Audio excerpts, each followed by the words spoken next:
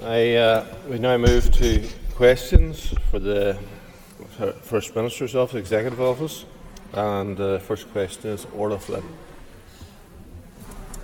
Question number 1, please. I call the Deputy First Minister.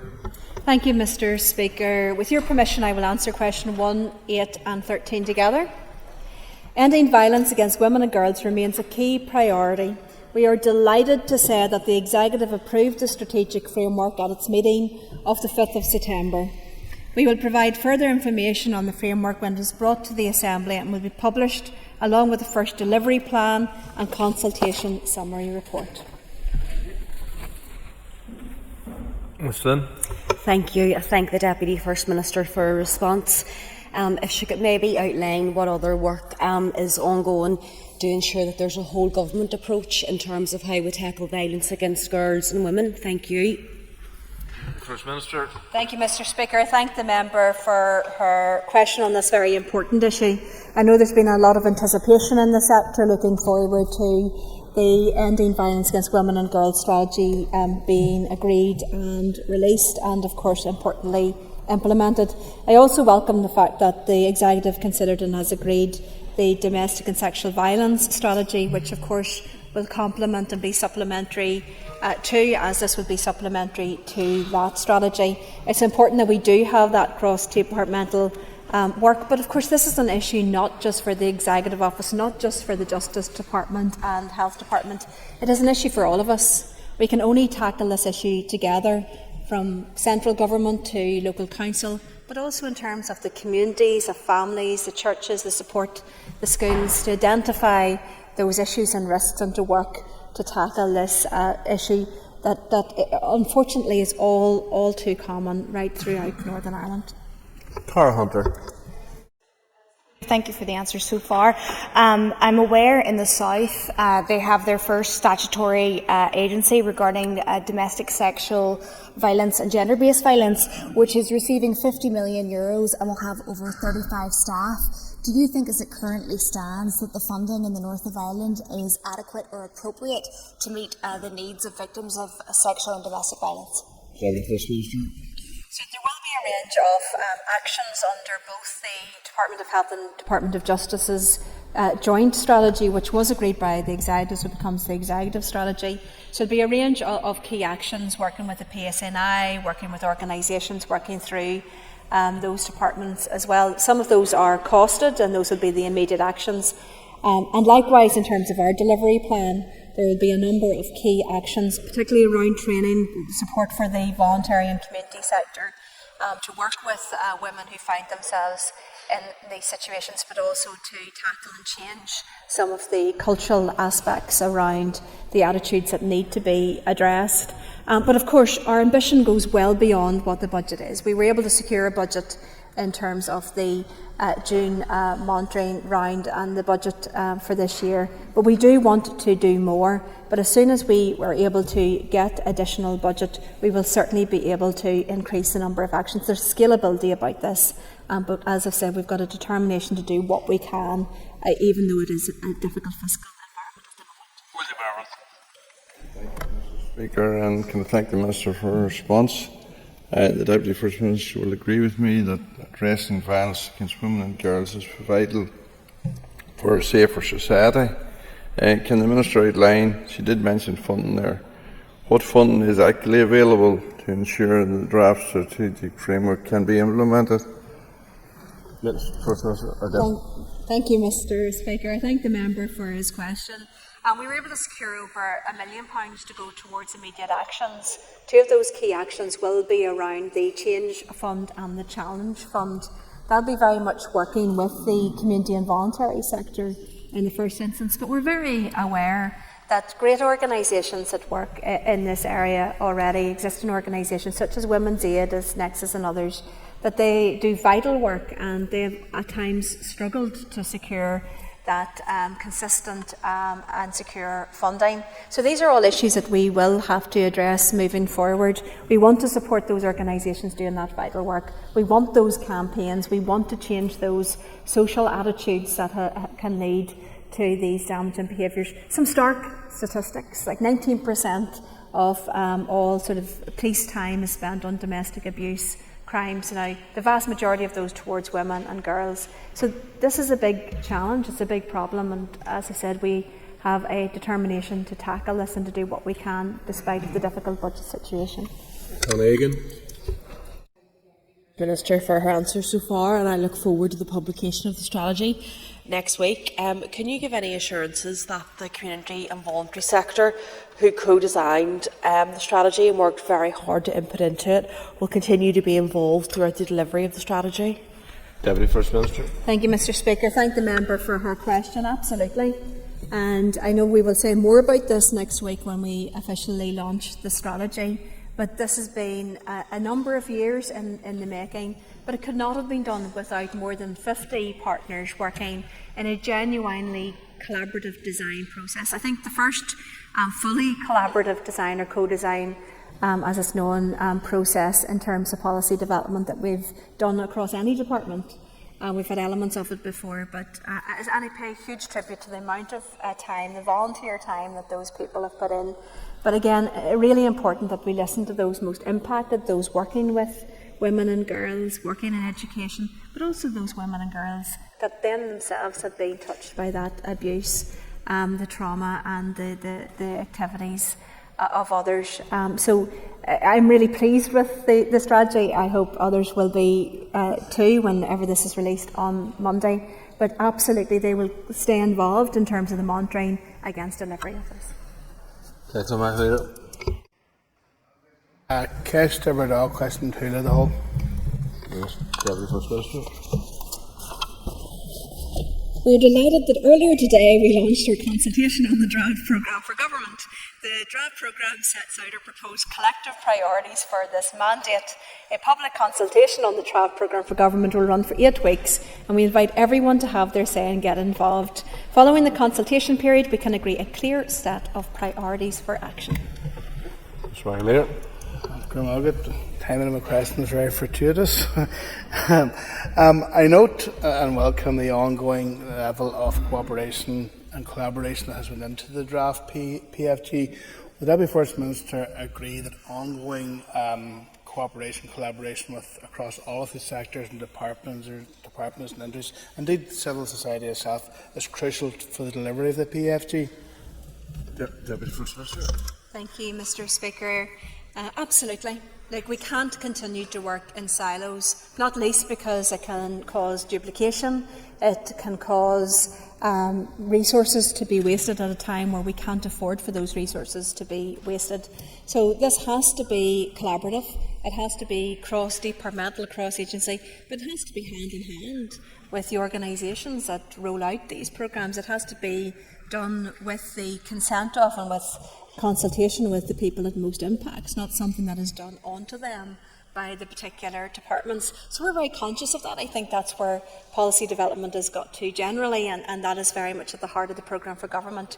But look, if we are going to deliver, we need to work right across the Northern Ireland Executive to do so.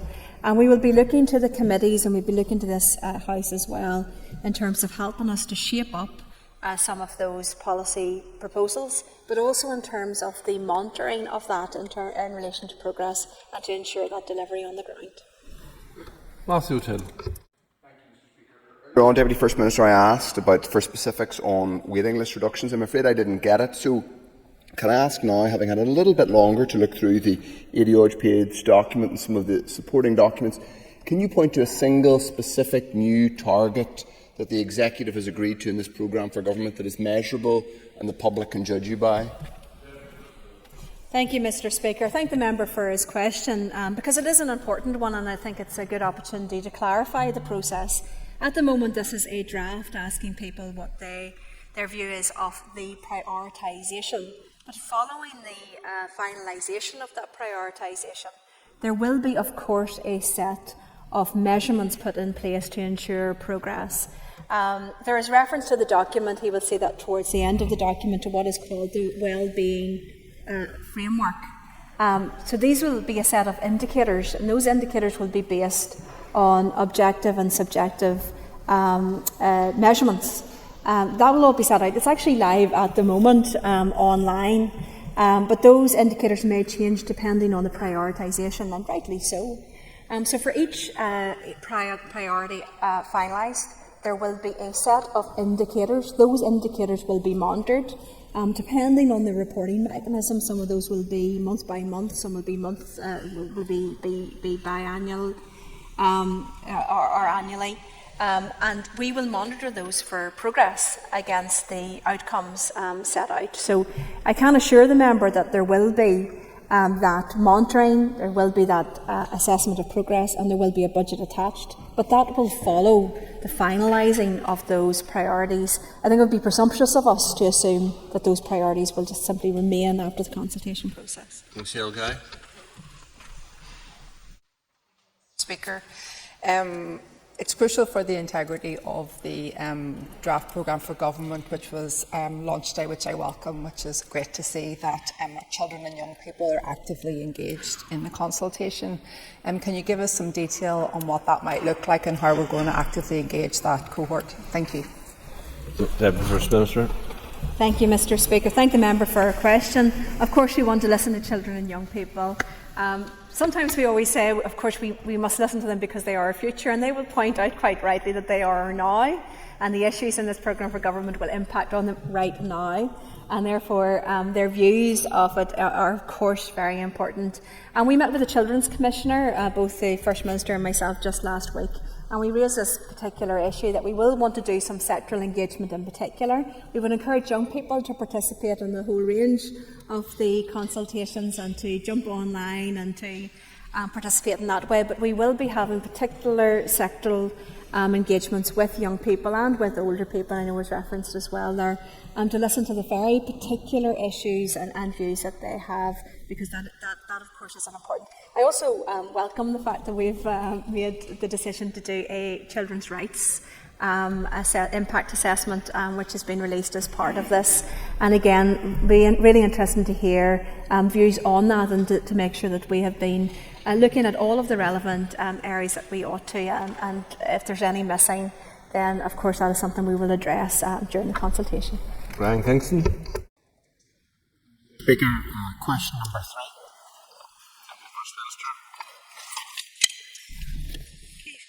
TEO officials have developed a range of options on the future of the Urban Villages programme, along with the proposed inclusion of a small number of additional projects to the current capital plan.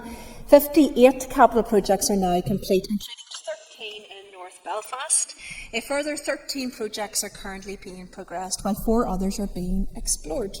These projects include a range of shared facilities, parks and public realm opportunities. The principles for a community centre at Westland have been proven, and as the project develops, TEO officials, together with Belfast City Council, Department for Communities and the Northern Ireland Housing Executive, will continue to support and encourage the Westland Community Group to develop its capacity and programmes. Westland Community Group has invited us to meet with them to discuss the community centre, and I hope to take this up in the near future. We look forward to updating members once we've considered the capital plan and how best to continue with our aim of promoting thriving places and achieving the best outcome for our citizens. Mr. Kingston. I thank the Deputy First Minister for her answer and for agreeing to meet with the Westland Community Group. They are a very active and energetic group. Indeed, they have another Community Fun Day arranged for this Saturday, which would be an opportunity to visit. So the previous community centre was a prefab building and was itself second-hand, so since it fell into disrepair, as the Deputy First Minister will be aware, the group has been campaigning day and night for a new purpose-built centre.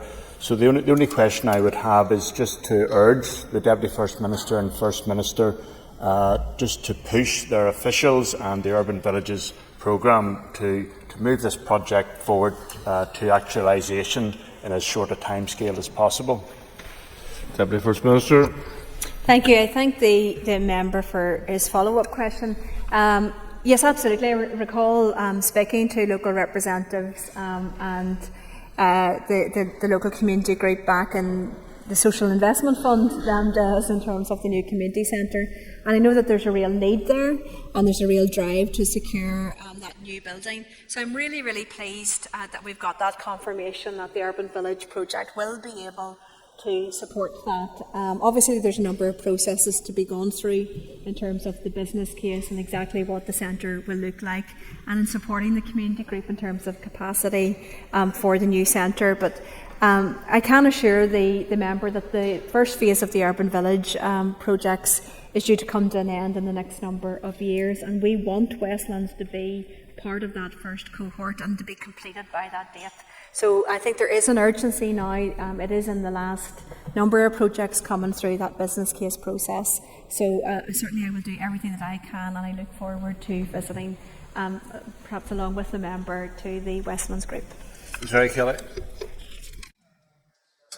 Thank the Minister for her answer up to now, especially around what has been done in the Urban Villages project. Could I ask the Minister to outline what has been achieved through the revenue funding in North Belfast so far? Thank you, Mr. Speaker. I thank the member for his question. The Department, as I've indicated, about the 13 capital, but of course the revenue schemes have proven to be very successful, with a very, very healthy uptake in relation to those. Since its inception in 2016, over 34,000 people from North Belfast community have engaged with or benefited from the Urban Village programme. 534 training courses, places, and 502 workshops have been delivered. 98% of the participants reported that the project had helped them, so that's really, really good evaluation for these projects.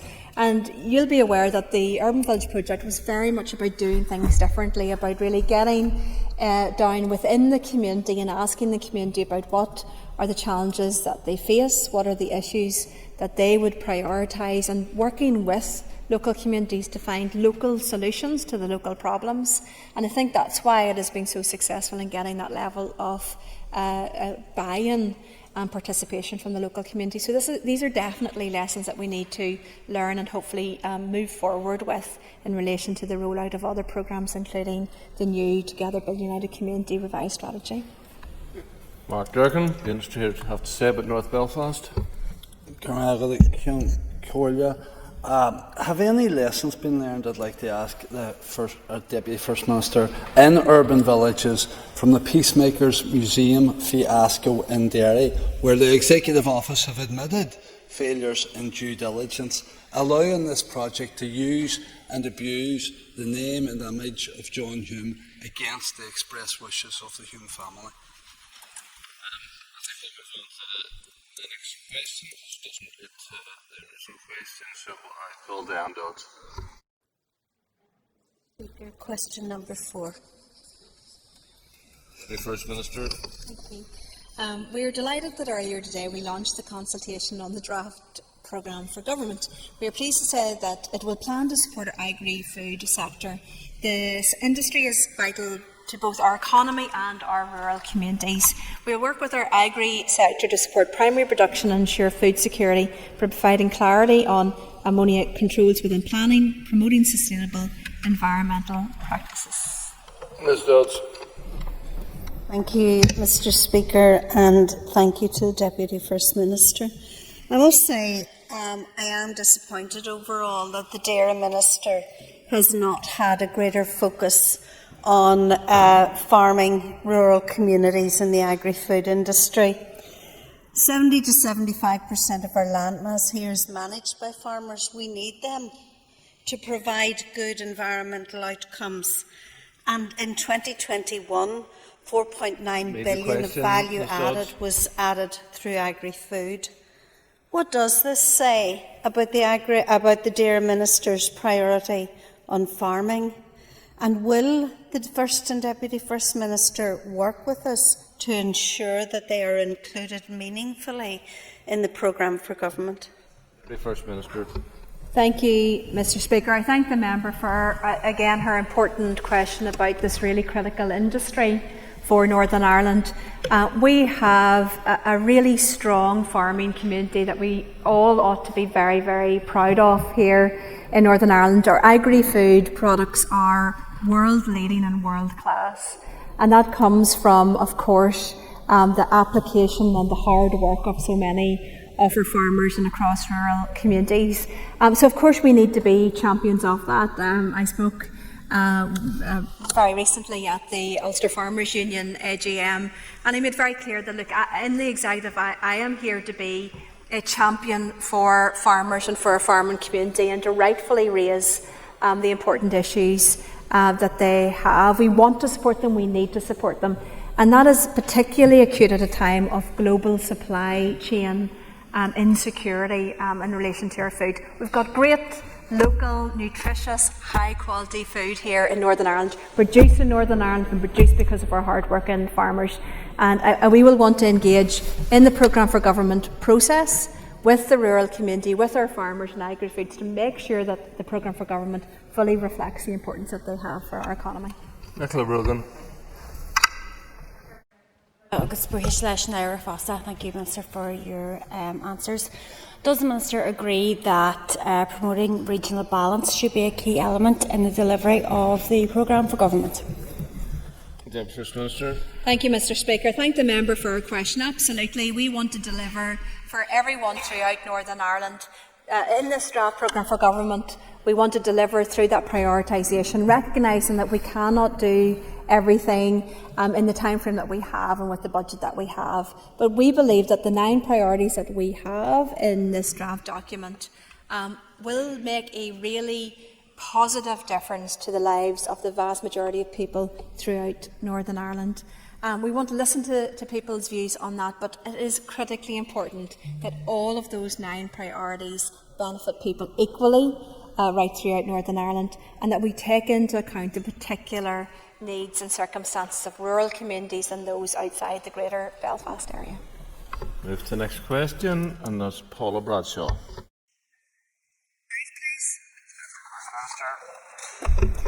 Thank you. Firstly, may I express, if I may explain that the First Minister and I took off office, we had agreed to provide the committee with a copy of the first day brief that officials had prepared before we were appointed.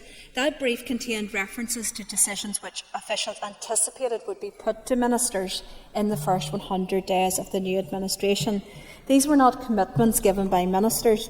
There was some confusion because the member did reference this a number of times, and I'd asked about where this had come from. So it had come from a first day brief to the committee and to her as committee chair, but it was a brief that was put together before we were in post, and it is and was around what officials anticipated would be put to ministers.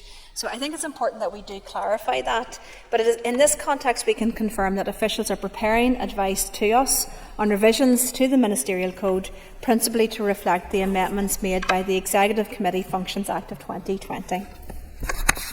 Ms Bradshaw. Thank you, Deputy First Minister. The RHI inquiry closed its offices in June 2020, yet fundamentally 4 years on, we still are seeing a lot of outstanding works in terms of implementing its recommendations.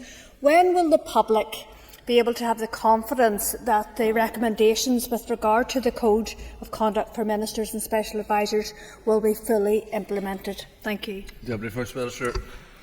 This work is underway and we're expecting a submission very shortly.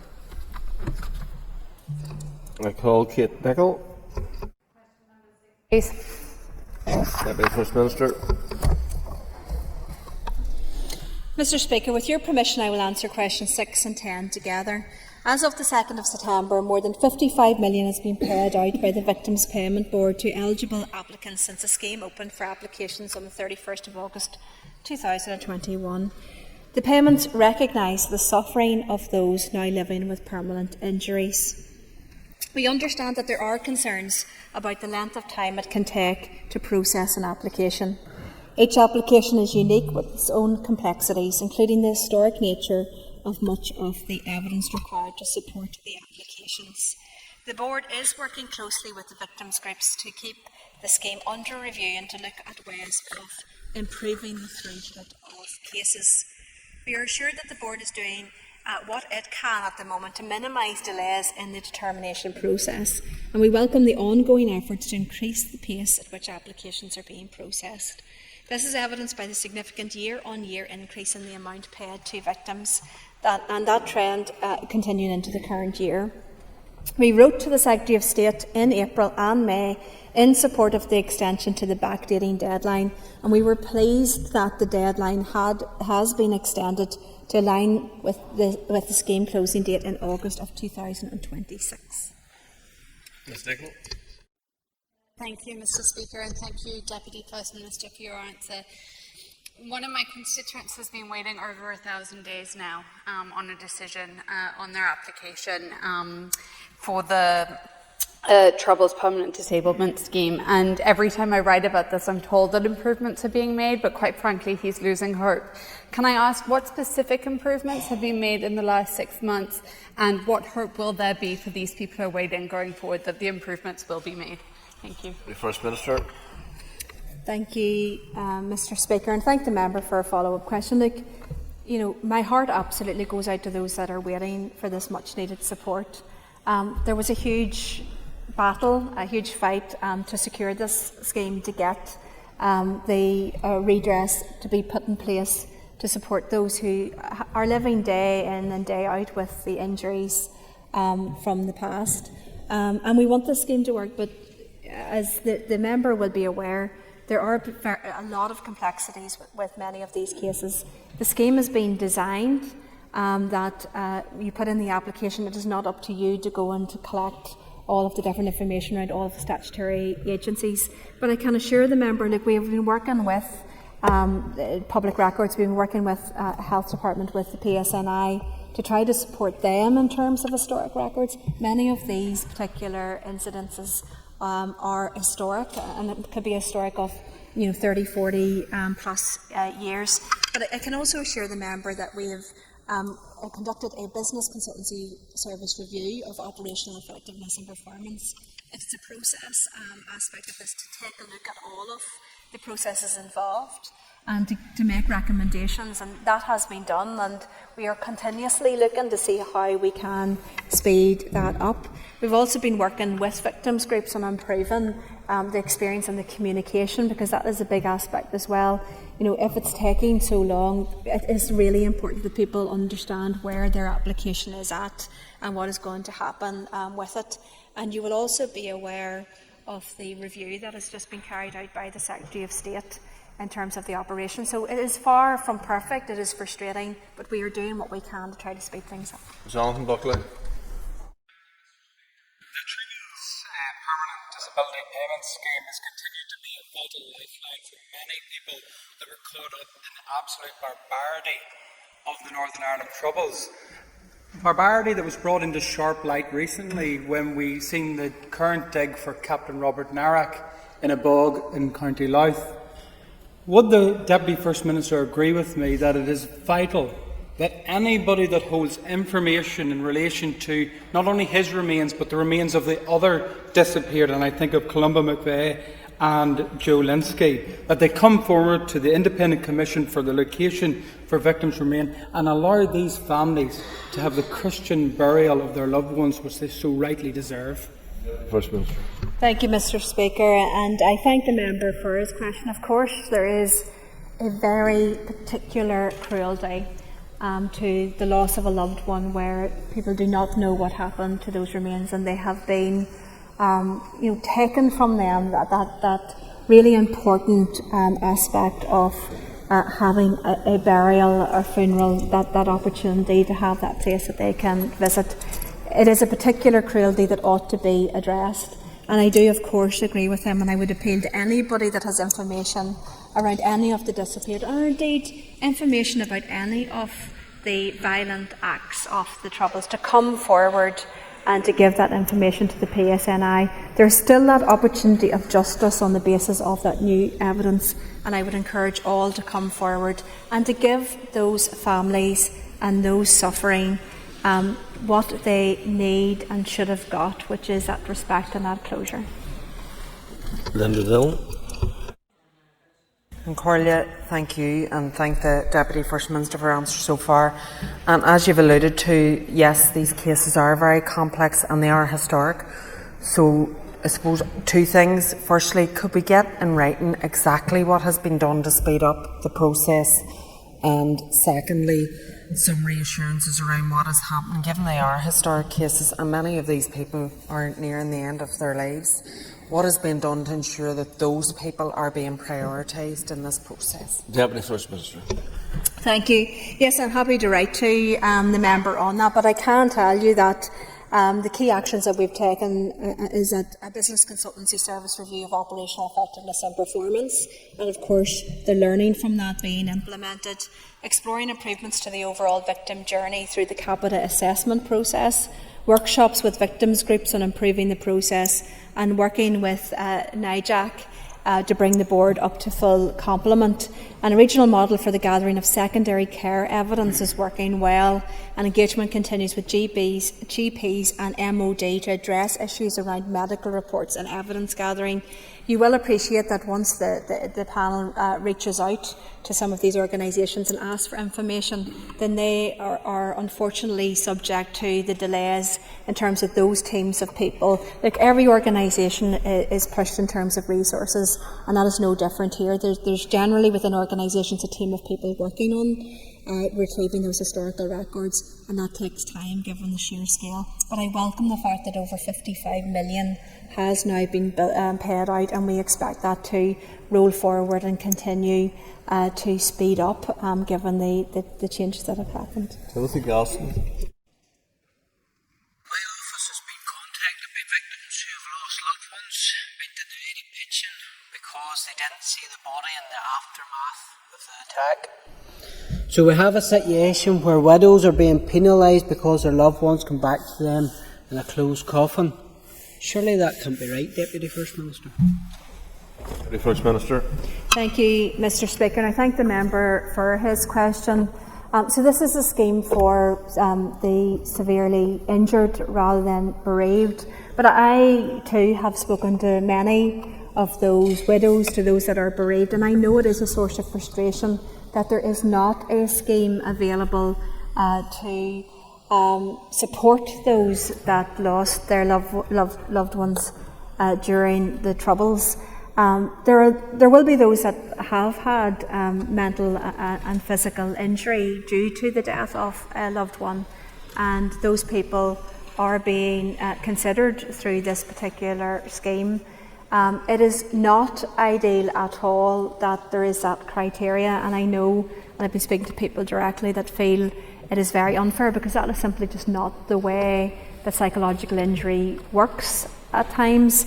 But I know that there is an appeal mechanism. I would encourage people to appeal and to look at that. But in the meantime, we need to focus on how do we support better those that are bereaved, and try to put in place a particular scheme to support those bereaved, as opposed to many of those having to look at this scheme, which is for severely injured, and finding that the criteria is not the fit that it needs to be.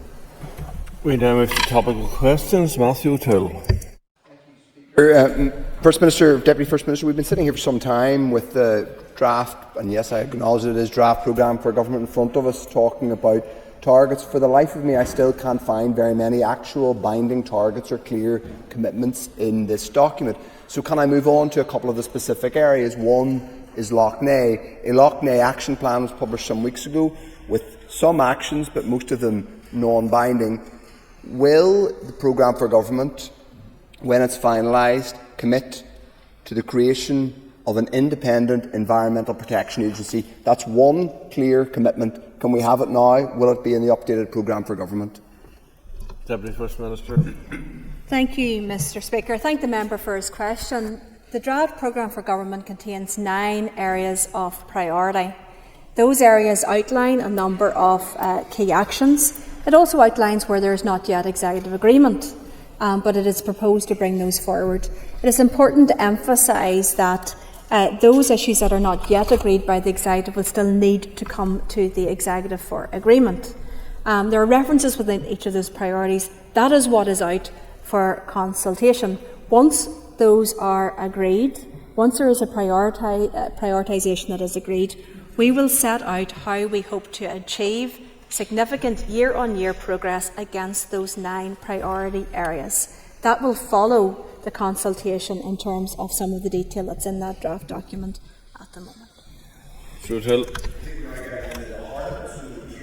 certain specific and very important areas there is not executive agreement. That's fine, but it's taken us a few hours to get to that point. Can I also ask about specifically one other specific area which is not mentioned at all in the programme for government, the draft programme for government, and that is the language commissioner and the associated strategy and work.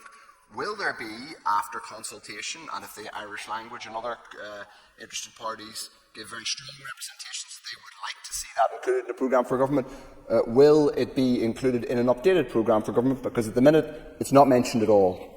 Deputy First Minister. Thank you, Mr. Speaker. It just feels a little bit like Groundhog Day, only without any of the fun or entertainment in it, but just relentless negativity. Look, you can have opposition for opposition's sake, or you can have opposition which is constructive.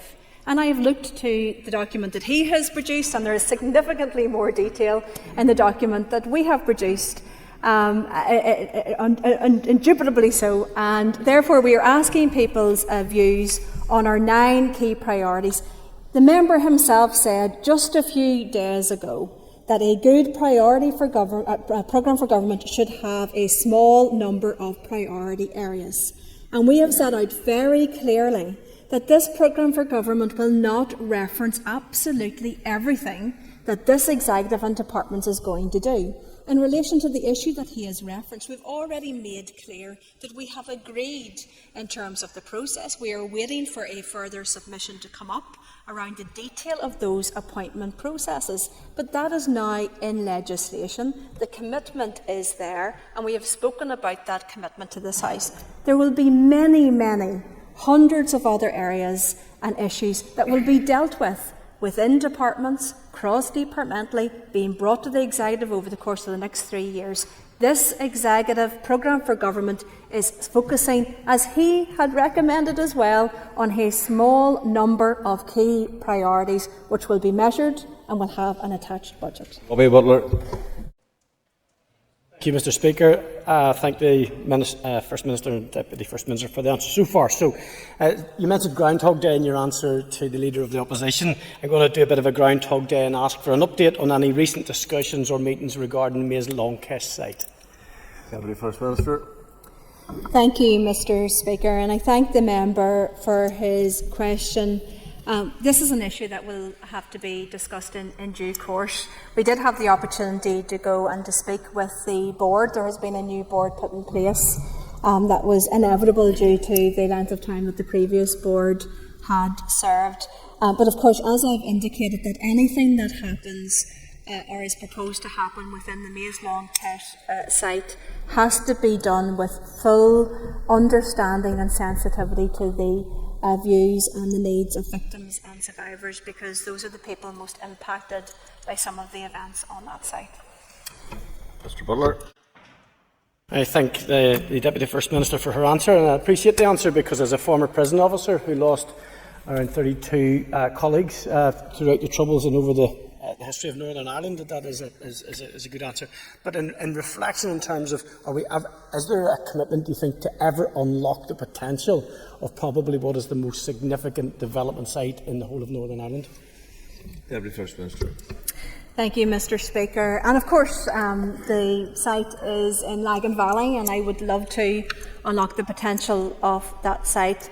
But I can say very clearly that in the role that I am in as Deputy First Minister, personally I would never ever sign up to or agree to anything where there would be offence or hurt caused to victims and survivors, anything that would risk any glorification of any act of violence or terrorism on that site. And therefore, moving forward, that is very much the parameters in which we will operate. Of course, I would like to unlock the potential, but there are some very good things that are happening on that site. I mentioned before the incredible growth of the Ulster Aviation Society, of the Balmoral Show. I know many of you have taken the opportunity to visit there. So there are really great activities there, but I think we need to move forward with discussion and care. David Brooks. Thank you, Mr. Speaker.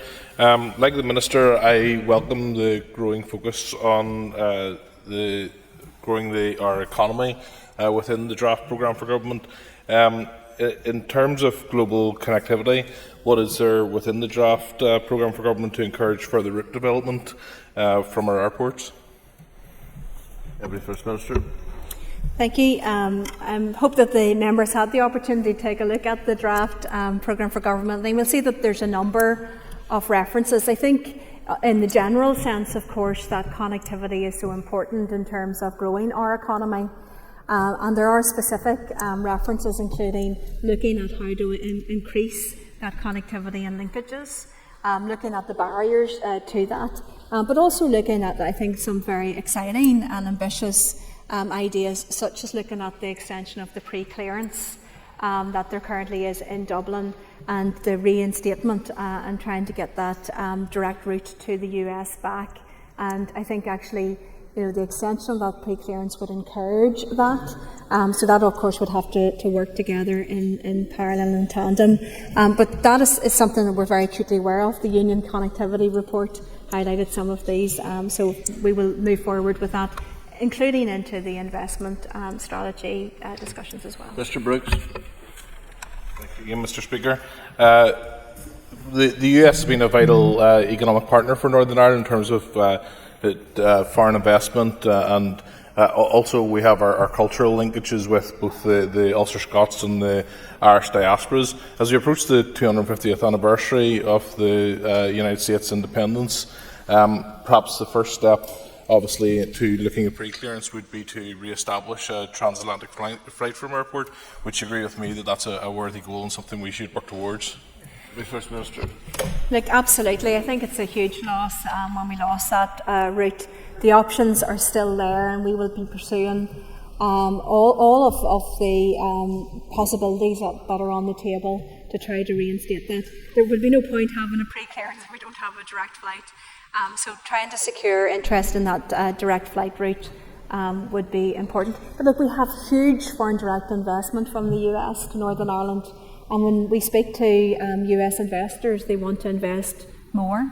And actually, they raise that issue about the connectivity and the direct flight. So, I think it's something that is a priority for us in terms of trying to push ahead. And if we can secure that, I think it would be hugely beneficial both to our business but also to the tourism sectors here. Jerry Kelly. Concola, does the Deputy First Minister agree that the 3-year economic business plan launched by the Economy Minister today can be a great game changer for the local economy and a catalyst for creating more jobs? Deputy First Minister. I thank the member for his question. As the member will be aware, I was somewhat involved in the programme for government preparations and discussions this morning and in this chamber, so I haven't had the opportunity to take a look at that consultation. But certainly in line with the programme for government, growing our economy is absolutely key. We talk very much about the prosperity agenda. We've had 25 years since the Belfast Good Friday Agreement, as amended by St Andrews, where we've been able to secure peace, if not always stability, where we've had significant improvements and growth in terms of our economy. But looking to the next 25 years, I think what we really need to focus on is that prosperity agenda. There is no doubt that happy, thriving people, communities, families, individuals, that is the best way to secure that better and brighter future for Northern Ireland. Mr. Kelly. I'm going with this lesson. I thank the Minister, and wasn't trying to take it by surprise. But on the basis of talking about the future, does the First Minister agree that the Executive and the Assembly parties must remain united in pressing the British Government for fair funding based on need to ensure people and the communities are supported? Deputy First Minister. Thank you, Mr. Speaker. Absolutely. We have made clear to the UK Government that we are prepared to play our part in terms of looking at the sustainability of our budget, to take sensible decisions in the way forward, to look at transformation in order to make our public services, our departments, our budgets much more sustainable and efficient. We will do that, but that requires investment. You have to invest to save. And that is incredibly difficult to do when the budget is as fiscally tight as it is at the moment. We will be making that case robustly and strongly to the Chancellor on Thursday when we meet her. We'll be making the case that Northern Ireland requires that investment and transformation, that support for its frontline public services, and that ability for us to reach the ambition that we have as set out in the programme for government today. Agri-food was mentioned earlier, and of course we have to draw a distinction between small farmers and corporate farming conglomerates like Moy Park and others who are breaching environmental standards. Does the Minister agree that the 260 million announcement by the Dairy Minister a matter of days ago missed an opportunity not to have strong environmental standards attached to money gone out to farmers? Thank you, Mr. Speaker. Well, I think the member will see from the programme for government that the input from the Dairy Minister has a lot of focus on environmental issues and targets, but it would be absolutely remiss of us not to recognise the incredible important role that farmers and our agri-foods play in Northern Ireland, and that they need to be supported. The vast majority of our farmers and our producers and our agri-food companies are small to medium-sized businesses, employing local people, creating that employment, and as I've said, producing high-quality, nutritious local food. And they need to be supported, they should be supported. We should all be champions of that, and we should all be very, very proud of our agri-food and farming community here. Parliamentary is a different matter. Minister, winter fuel payment, you said you're meeting the Prime Minister on Thursday. Are you going to tell him you're concerned about more pensioners dying this winter as a result of the cruel cut to winter fuel payment? Supplementaries are supposed to be linked to the original question, so we'll move on to Baron Elliott. Thank you, Mr. Speaker. And I'd like the Deputy First Minister could give any update on the proposed development of a new centre for South East Fermanagh Foundation in Lisnaskea to service the west of the province for innocent victims. Deputy First Minister. Thank you, Mr. Speaker. Yes, I had the opportunity to go down and to speak with the South and East Fermanagh Foundation just, I think, a couple of weeks ago to hear about and get an update about the centre. There's a real need there. I visited their premises. There's an absolute need. They do fantastic work. Working with victims and survivors, not just, of course, in your local constituency, but they have a presence now throughout Northern Ireland, including in my own constituency based in Lisburn, really supporting so many thousands of victims and survivors. So, of course, they need new premises. They need premises that are fit for purpose. I am pleased that we have agreed a victims strategy that will be coming to the executive very shortly for seeking executive agreement. But as part of that is a commitment to look at a capital fund to support victims and survivors organisations. It has been some considerable years since there's been a capital fund to work with victims and survivors organisations.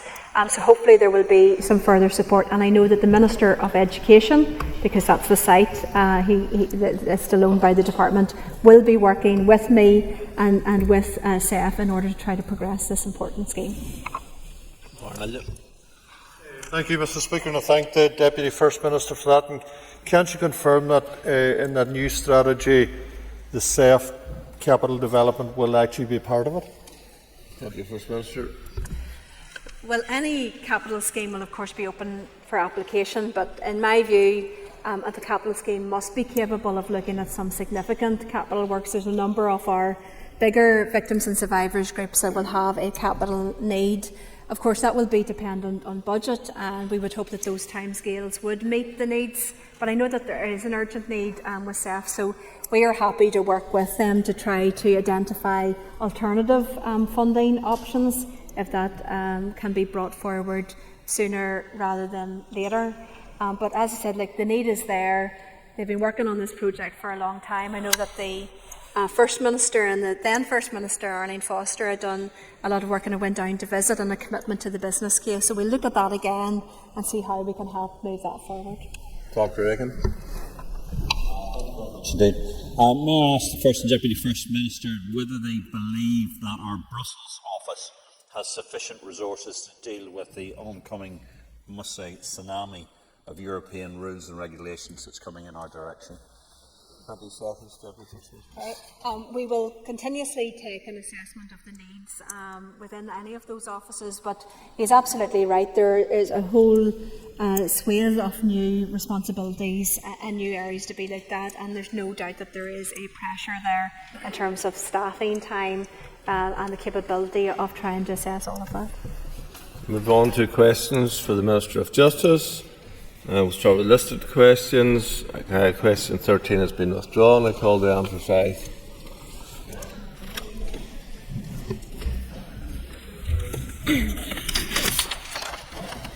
Thank you, Mr. Speaker. Whilst telecommunications legislation, including the regulation of social media